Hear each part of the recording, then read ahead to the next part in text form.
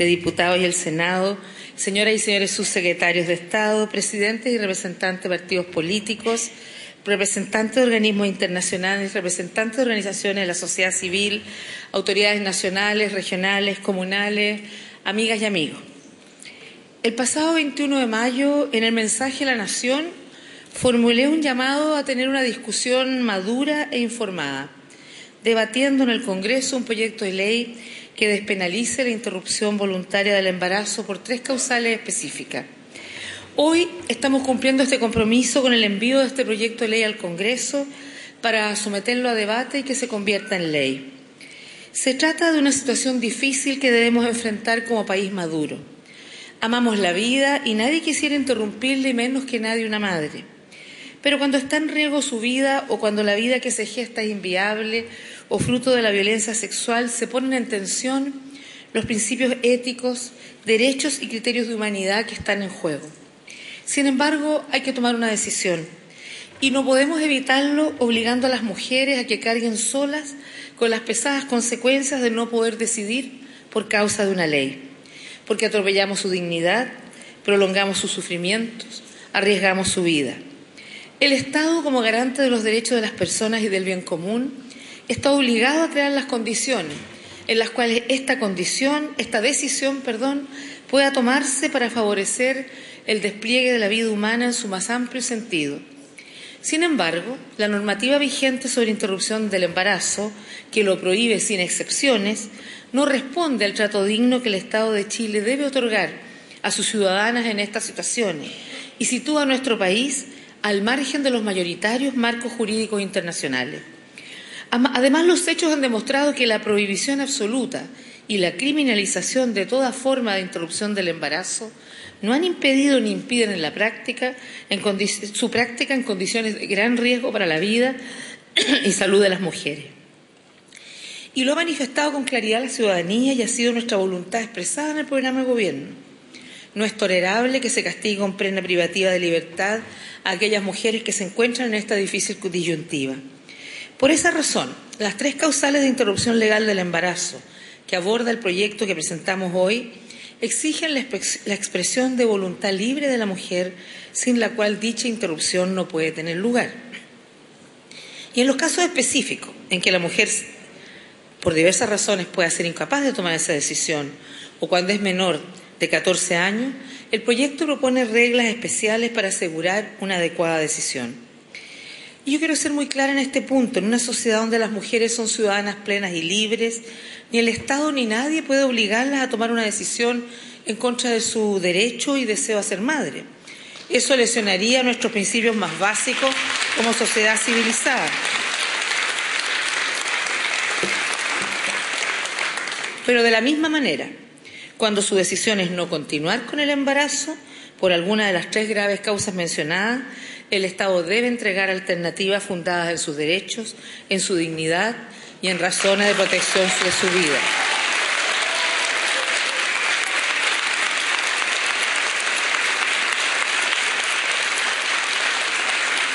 Al enviar este proyecto no nos mueve un voluntarismo. Existe la dolorosa realidad de mujeres que sufren en esas difíciles situaciones.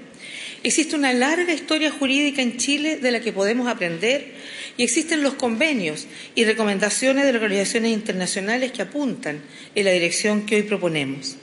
En promedio, cada año se hospitalizan 16.510 mujeres con embarazos de menos de 22 semanas relacionados con el peligro de vida y cuando el embrión o feto presenta alteraciones estructurales congénitas o genéticas graves incompatibles con la vida extrauterina. De acuerdo con los antecedentes del Ministerio de Salud, la estimación del número de muertes en nuestro país por malformaciones incompatibles con la vida sería alrededor de 500 casos al año. Respecto de los embarazos producto de una violación, si bien no existen datos exactos que permitan dimensionar completamente la magnitud de esta situación, sabemos que existen niñas que producto de este vejamen han quedado embarazadas y también sabemos que algunas de ellas son incluso menores de 12 años.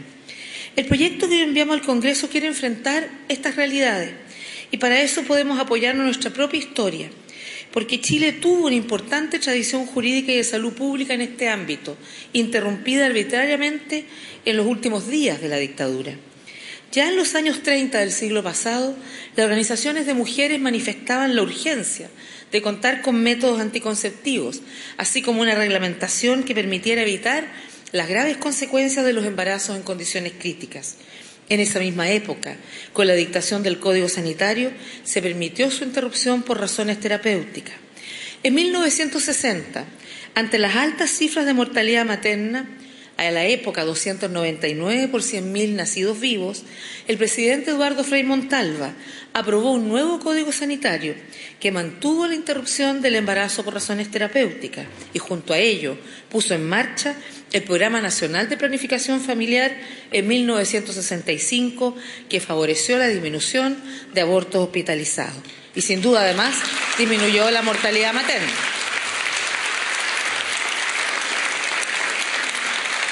Durante el gobierno del presidente Salvador Allende, los servicios de ginecología y obstetricia se hicieron cargo de la cantidad de muertes y de lesiones graves que se producían debido a los abortos clandestinos, atendiendo a las mujeres.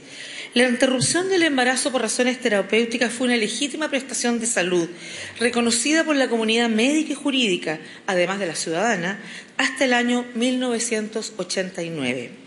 Ese año, a fines, en verdad, la Junta de Gobierno estableció la prohibición en toda circunstancia, la que rige hasta hoy. Tras la recuperación de la democracia, en el gobierno del presidente Eduardo Frei Ruiz-Tagle, la salud sexual y reproductiva fue definida como una de las 16 prioridades de salud en el país. En 1997, el Programa de la Mujer aplicó un enfoque de riesgo que contempló la prevención, rehabilitación y autocuidado de su salud, con especial énfasis en la salud reproductiva.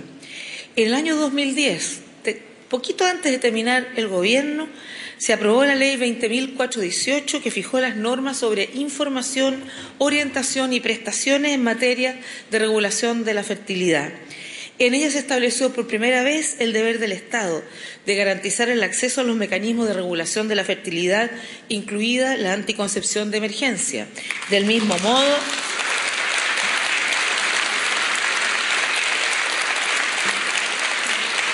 estableció que alumnos y alumnas de enseñanza media reciban educación en sexualidad. Adicionalmente, desde hace años, muchas organizaciones sociales han demandado una respuesta del Estado frente a las situaciones de embarazo en situaciones críticas, lo cual ha sido acompañado de una creciente opinión favorable de parte de la ciudadanía. Atentos a estas voces, parlamentarios de todos los sectores han asumido la necesidad de legislar sobre el tema. Desde 1991 hasta el 2014 se han presentado 12 iniciativas en la Cámara de Diputados y el Senado que hemos considerado en la elaboración de este proyecto y que obviamente tienen todo el reconocimiento que corresponde en el mensaje del proyecto de ley que vamos a enviar.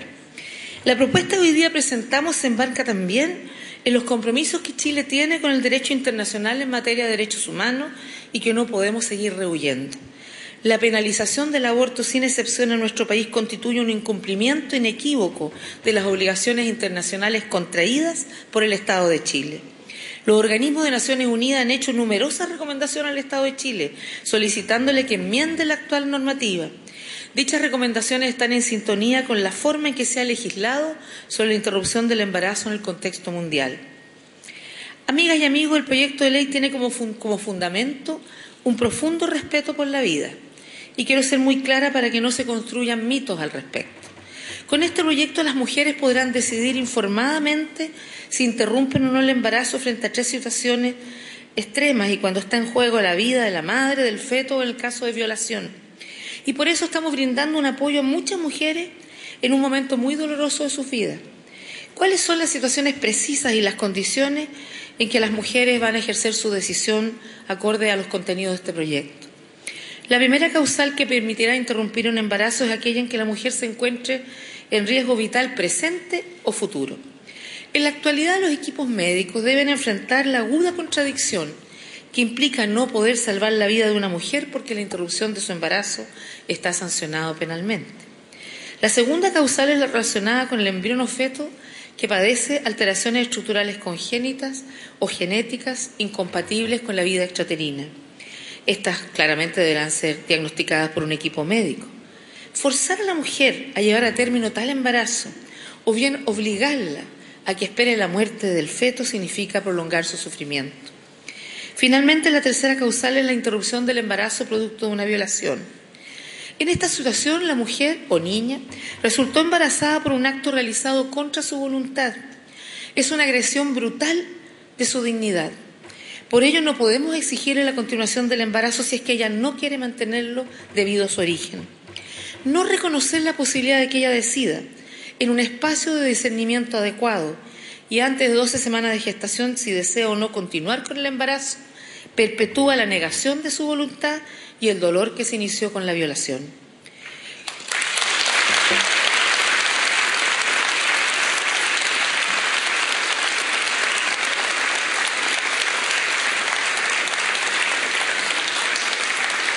Cuando se trata de menores de 14 años, el límite general de tiempo para interrumpir el embarazo de 12 semanas se amplía a 18 semanas, pues debemos considerar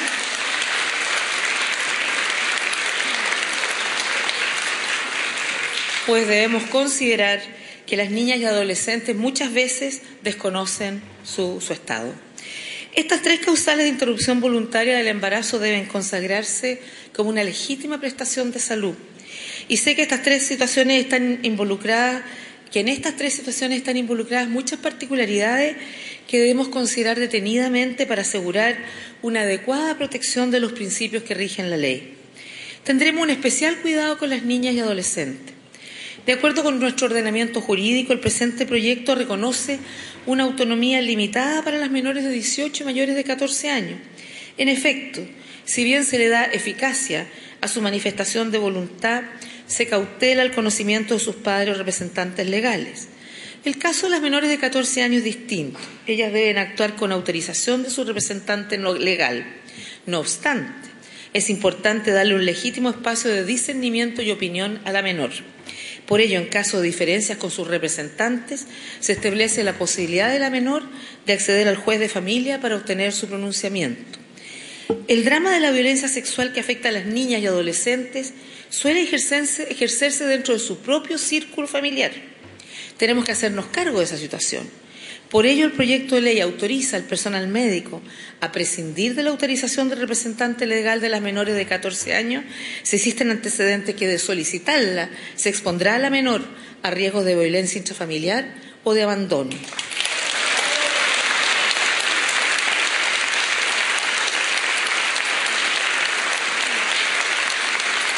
En tal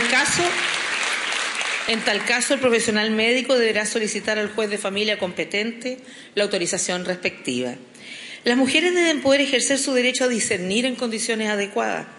Por eso el proyecto contempla, cualquier sea la causal invocada, la obligación del prestador de salud de otorgar consejería.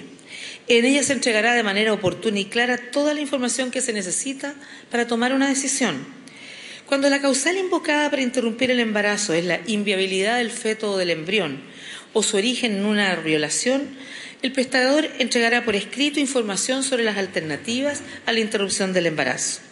Además, como Gobierno, apoyaremos los proyectos de ley de los parlamentarios que buscan dar protección y acompañamiento a las mujeres con embarazos vulnerables, donde el acompañamiento sea parte de una protección integral de las mujeres, buscando evitar además toda discriminación en contra de ellas o de los niños que están por nacer. Debemos ser también claros y precisos en la determinación de los causales de interrupción del embarazo. La regla general es que se requiere el diagnóstico de una o un médico cirujano ratificado por el otro profesional. Sin embargo, se reconoce excepciones en los casos en que se requiere una intervención médica inmediata o impostergable.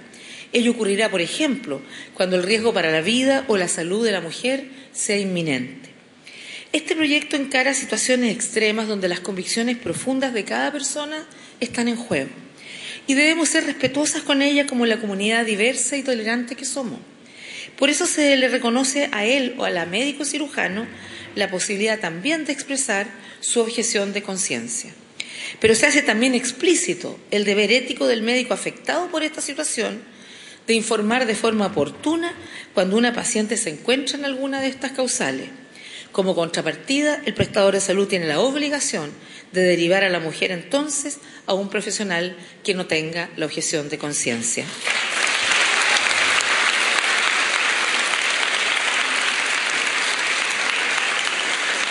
Finalmente, el proyecto propone una modificación legal que privilegia el deber de confidencialidad por sobre el deber de denuncia ante la interrupción del embarazo.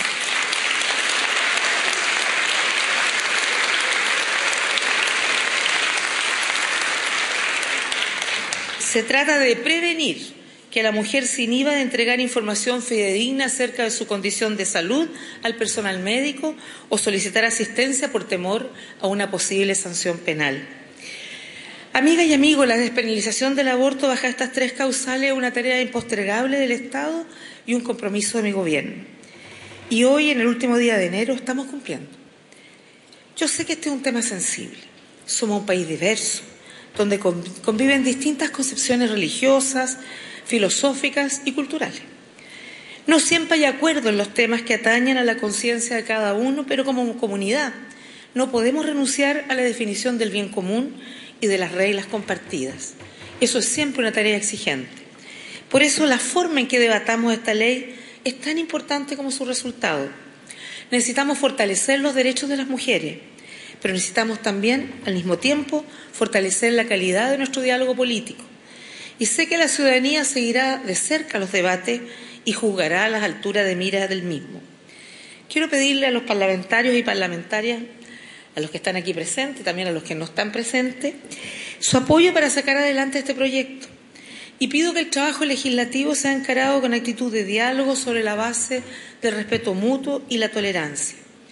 Una tolerancia que, como la definiera el filósofo chileno recientemente fallecido, Humberto Giannini, es la búsqueda, tolerancia para él es la búsqueda de la verdad que existe en el otro. Muchas gracias.